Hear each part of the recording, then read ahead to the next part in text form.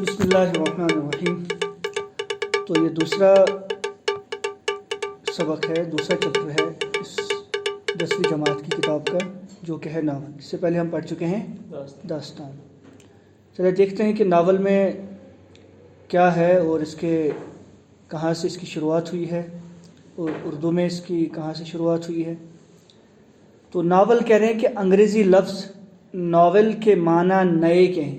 انگریزی لفظ ناول کے معنی نئے کے ہیں، اور انگریزی میں کہانی کی اس قسم کو یہ نام اس لیے دیا گیا کہ اس کا انداز داستان یا قصہ نگاری، قصہ نگاری کا مطلب قصہ لکھنا، قصے کہانیاں واقعات لکھنا، قصہ نگاری کے مقابلے میں نیا تھا، ہے نا۔ جب بھی کوئی نئی چیز شروع ہوتی ہے تو اس کو ناول کا نام دیا جاتا ہے۔ ناول، اب یہ تعریف ہے اس کی، مختصر تعریف ہے یہاں سے۔ ناول اس نثری تحریر کو کہتے ہیں جس میں ایسی کہانی بیان کی گئی ہو جو زندگی کی ترجمانی کرتی ہو۔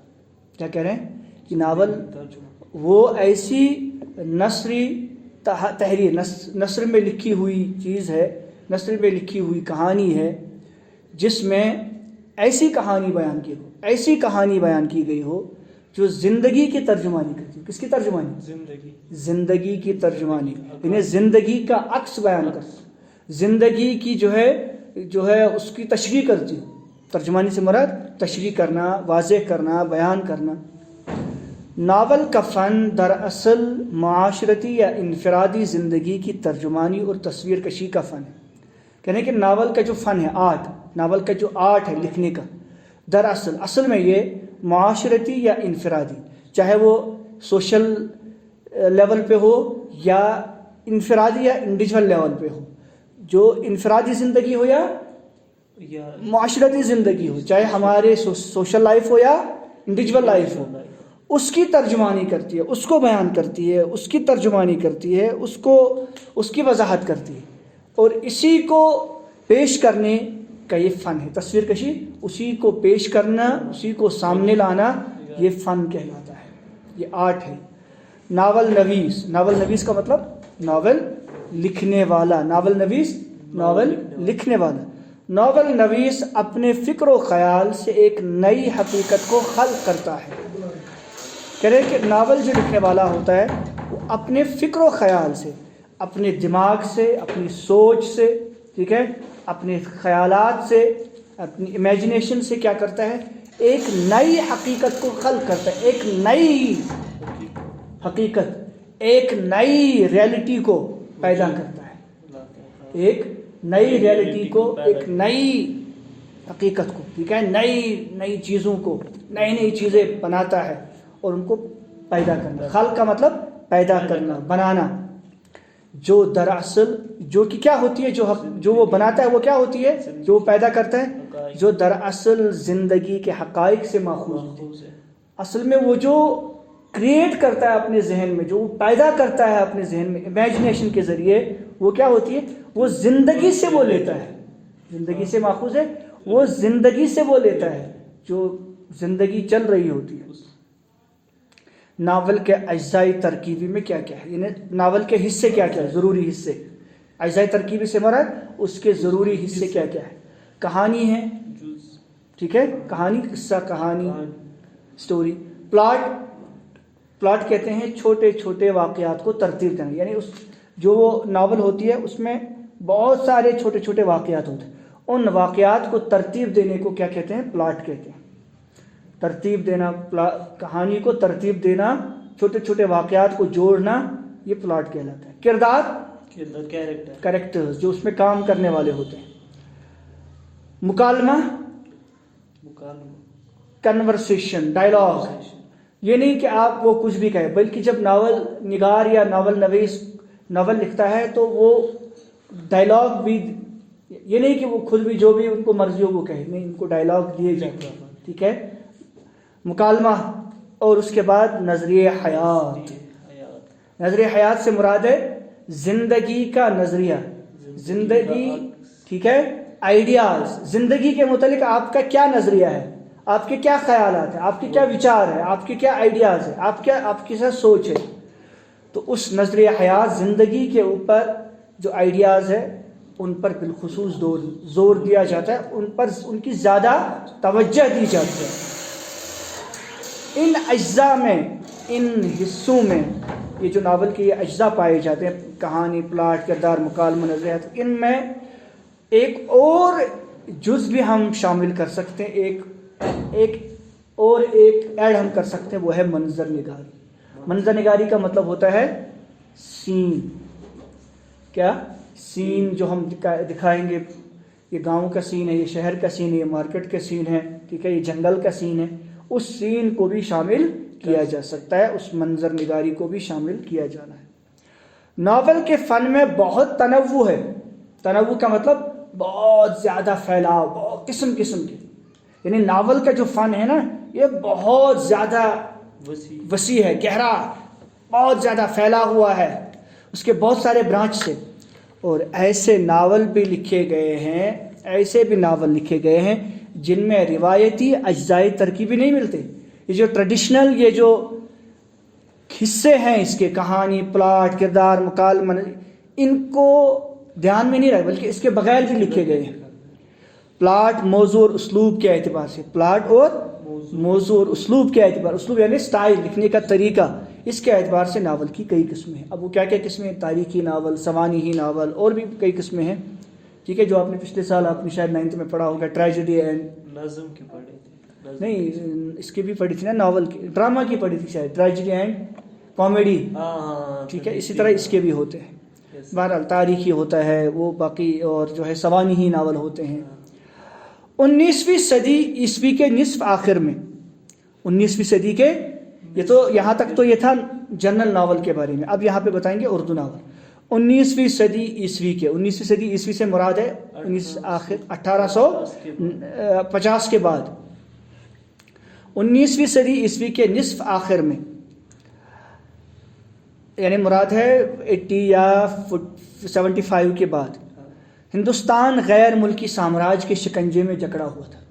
غیر ملکی سامراج یعنی باہر سے آئے ہوئے لوگوں کے شکنجے میں تھا، ان کے قبضے میں تھا، ان کے جو ہے ظلم و ستم کے پنجے میں تھا، جکڑا ہوا تھا، باندھا ہوا تھا۔ لیکن مغربی تعلیم کے اثر سے نشأت ثانیہ کے آثار پیدا ہونے لگے تھے۔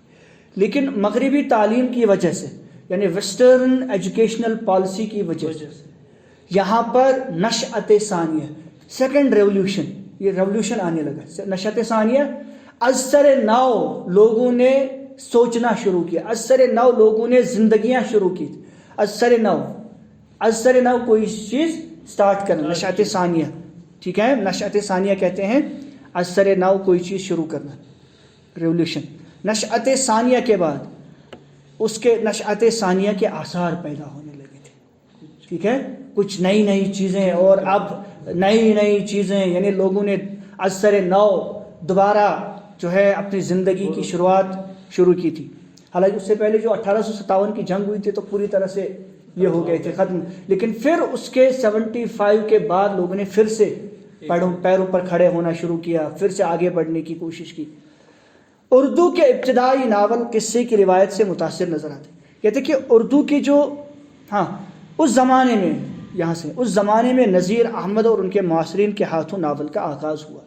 تو اسی زمانے میں کیا ہوا، نذیر احمد یعنی ڈپٹی نذیر احمد، مولوی نذیر احمد اور ان کے معاصرین اور ان کے جو دوسرے رفقا تھے، ان کے زمانے کی جو دوسرے ادبا تھے، ان کے ہاتھوں ناول کا آغاز ہوا، یعنی انہوں نے ناول کا باقاعدہ آغاز شروع کیا تھا اردو میں۔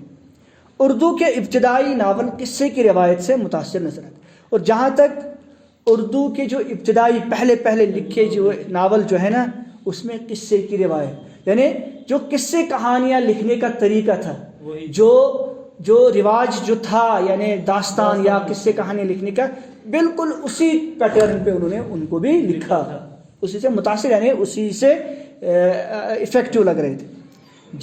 جن کا کیا تھا بنیادی مقصد، ان کا اصل میں مقصد یہ تھا اس زمانے میں، وہ جو ناول لکھے گئے، جو نذیر احمد اور دوسرے لوگوں نے لکھے اس زمانے میں، اخلاقی اور معاشرتی اصلاح تھا۔ ایک تو مورل ویلیوز کو درست کرنا، اور دوسرا یہ تھا کہ معاشرے کی، سوسائٹی کی کو ٹھیک کرنا، معاشرے کے اندر پھیلی ہوئی برائیاں یا اویئرنیس وغیرہ کو اس ناولوں کے ذریعے سے دینا۔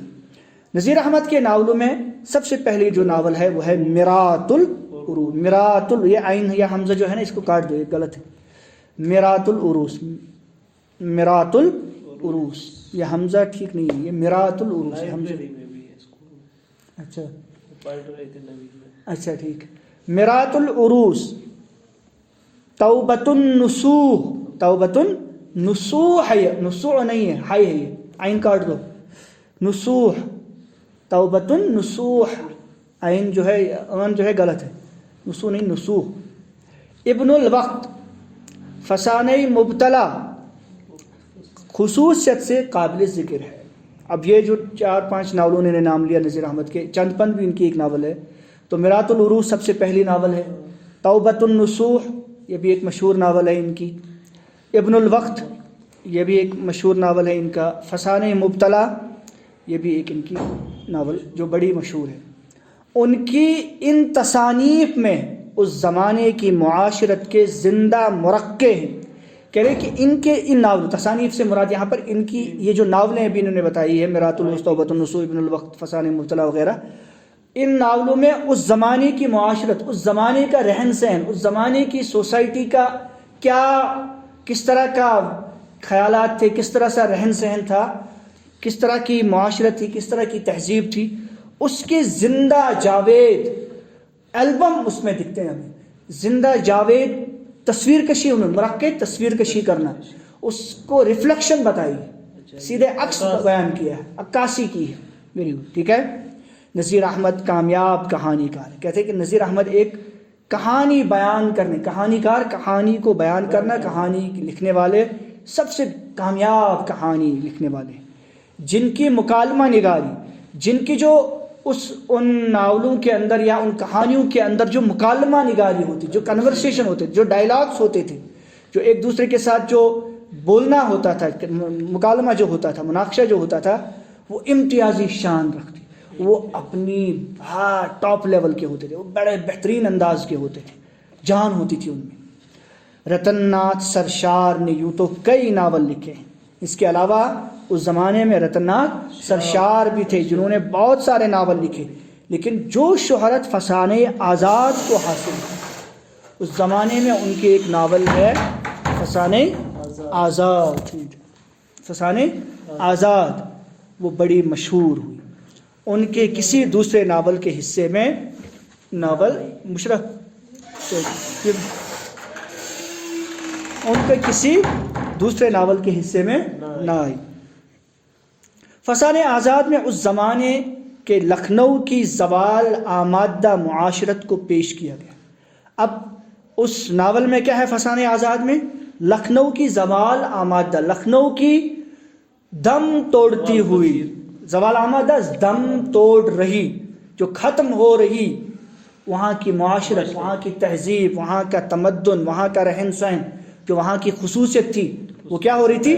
دم توڑ رہی، وہ ختم ہو رہی تھی، زوال آمدہ ختم ہو رہی تھی، اس کو پیش کیا گیا، جس کی آخری چمک میں بڑی، یہ بری لکھا ہے، یہ بڑی ہے، بری نہیں، بڑی، بری کشش نہیں، بڑی کشش، بڑی کشش تھی، کیا تھی؟ بہت زبردست، اس میں اٹریکشن تھی، کشش بڑی اٹریکشن تھی، اس میں بڑے یہ جو ہے نا بہت زیادہ کھیل تماشے، اس طرح کی چیزیں جو ہے مشاعرے ہوتے تھے۔ بہرحال سرشار کو مختلف طبقوں کی زبان اور روزمرہ پر زبردست قدرت حاصل تھی۔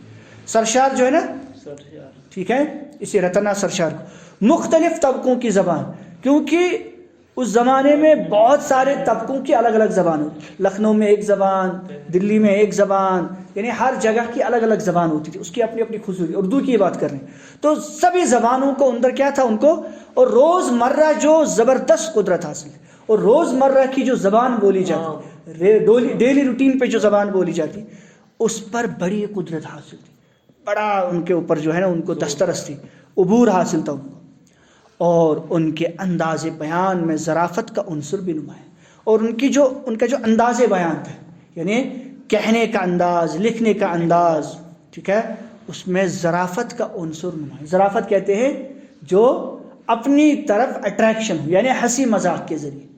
یعنی ظرافت کا مطلب ہوتا ہے جس میں طنز و مزاح دونوں چیزیں پائی جاتی ہیں. یعنی کسی کے اوپر جو ہے نا حملے بھی کرنا، طنز کرنا، کسی کے اوپر جملے کسنا، کسی کے اوپر جو ہے ٹھٹھا کرنا، مذاق کرنا، اور کسی کے اوپر جو ہے کسی کی واہوائی بھی کرنا، کسی کے مذاق بھی کرنا، تو اس کو کہتے ہیں ظرافت. ظرافت کا عنصر بھی نمایاں ہے. اور جیسے کہ اردو شاعری میں اکبر الہ آبادی مشہور ہے ظرافت، ان کی شاعری ہے نا طنز و مزاح. کچھ تو طوالت اور کچھ فنی خصوصیات کی وجہ سے فسان آزاد کو اکثر داستان اور ناول کے بیچ کی کڑی قرار دیا جائے. کچھ تو طوالت یعنی بہت زیادہ لمبی چوڑی ہے، وہ کون؟ فسان آزاد. اور دوسرا یہ کہ اس میں فنی خصوصیات، اس کے اندر فن بہت بہترین پائے، آرٹ، کاریگری بڑی زبردست. اس کی وجہ سے اس کو کیا کہا جاتا ہے فسان آزاد کو؟ داستان اور ناول کے بیچ کی کڑی، یعنی پل کا کام انہوں نے کیا ہے. بیچ کا کام یعنی پل کا کام انہوں نے کیا ہے، یعنی انہوں نے داستان اور ناول کو آپس میں ملانے کے لیے ایک پل کا برج کا کام کیا ہے. سرشار کے ہم عصروں میں کون تھے ان کے زمانے کے ناول نگار؟ سجاد حسین کسمنڈوی، سرفراز حسین اور عبدالحلیم شرر. عبدالحلیم شرر تو بڑے مشہور ناول نگار، تاریخی ناولیں انہوں نے بڑی زبردست لکھی ہے. خصوصیت سے قابل ذکر ہے شرر کے تاریخی ناول بہت مشہور و مقبول ہوئے. محمد ہادی رسوا کے ناولوں میں فن کا گہرا احساس اور ان کے ناول امراؤ جان ادا کا شمار اردو کے بہترین ناولوں میں ہوتا ہے نا. کہتے ہیں کہ پھر اس کے بعد محمد ہادی رسوا کے ناولوں میں فن، آرٹ بڑا پورے کے پورے، جو اردو ناول کو بڑے اچھے انداز سے، جو بالکل جو خامیاں اس میں رہ گئی تھی ان خامیوں کو دور کیا اور اردو ناول کو بڑا اونچائی تک پہنچایا. اور ان کے فن جو ہے نا غیر احساس ہے. کہتے ہیں کہ ان کی جو ناول امراؤ جان ہے، اب دیکھیے وہ ناول کیا زبردست ہے. کہتے ہیں کہ ابھی تک اردو ناول میں امراؤ جان ادا جیسی کوئی ناول نہیں آئی. وہ بھی لائبریری، ٹھیک ہے، ہاں وہ ناول دیکھیے زبردست کیا ہے. امراؤ جان ادا کا ناول شمار اردو کے بہترین ناولوں میں ہوتا ہے. رسوا کے بعد یعنی محمد ہادی رسوا کے بعد پریم چند، جو کہ اردو کے سب سے بڑے ناول نگار، جو کہ اردو کے پہلا افسانہ نگار بھی ہے، وہ سب سے بڑے ناول نگار پریم چند دنپت رائے جن کا پورا نام تھا، جنہوں نے نہ صرف شہری زندگی کے کامیاب مرکب، نہ کہ انہوں نے صرف نہ شہری زندگی، خود شہر میں رہتے تھے، لیکن بعد میں یہ جو گاؤں میں رہنے گئے تو پھر انہوں نے کیا کیا؟ ہندوستان کے دیہات کی بھرپور ترجمانی. اسی لیے ان کو کہا جاتا تھا کہ انہوں نے گاؤں دیہات کی زیادہ طور پر ناول لکھے. گاؤں کے مسائل، دور دراز جو دیہاتیوں کے مسائل کو انہوں نے بڑے اچھے انداز سے ناولوں میں پیش کیا ہے. پریم چند کے ناولوں میں گودان کو شہکار کا درجہ حاصل ہے. سب سے بہترین ناول جو ان کا ہے وہ کیا ہے؟ گودان. سب سے بہترین ناول گودان. اور پریم چند کے بعد قاضی عبدالغفار، عزیز احمد، عصمت چغتائی، اپندر ناتھ اشک، خواجہ احمد عباس، صالحہ عابد حسین نے بھی کئی ناول لکھے. راجندر سنگھ بیدی کے ناولٹ ایک چادر میلی سی کو فنی اعتبار سے قدر و منزلت کی نگاہ سے دیکھا ہے. ایک چادر میلی سی کو فن کے اعتبار سے، آرٹ کے اعتبار سے سب سے بہترین ناول کہا جاتا ہے. اور کرشن چندر کے بھی بہت سے ناول لکھے ہے نا. پچھلے سال ہم نے اس کا ایک ناول پڑھا تھا 9ویں جماعت میں. کیا وہ لاٹری کا ٹکٹ؟ نہیں، وہ ڈرامہ ہے. وہ تو ڈرامہ ہے. کرشن چندر کا ہم نے ناول پڑھا تھا میں ایک شہر پونچھ تھا. ایک شہر پونچھ تھا. بہرحال عزیز احمد، ختیجہ مستور، قرۃ العین، یہاں پہ دیکھو قرۃ العین لکھے. یہ قرۃ العین ہے، یہ الف کاٹ دو. یہ قرۃ العین، یہ قرۃ العین نہیں ہے، غلط لکھا ہوا. قرۃ العین حیدر، ٹھیک ہے. اور اس کے بعد عبداللہ حسین، قاضی عبدالستار، انتظار حسین کے ناول جدید عہد کی، جدید نئے زمانے کی نمائندگی کرتے ہیں، یعنی نئے زمانے کے بالکل ریپرزینٹ کرتے ہیں نئے زمانے کو. ٹھیک ہے، یہاں تک تو یہ ناول تھا. انشاءاللہ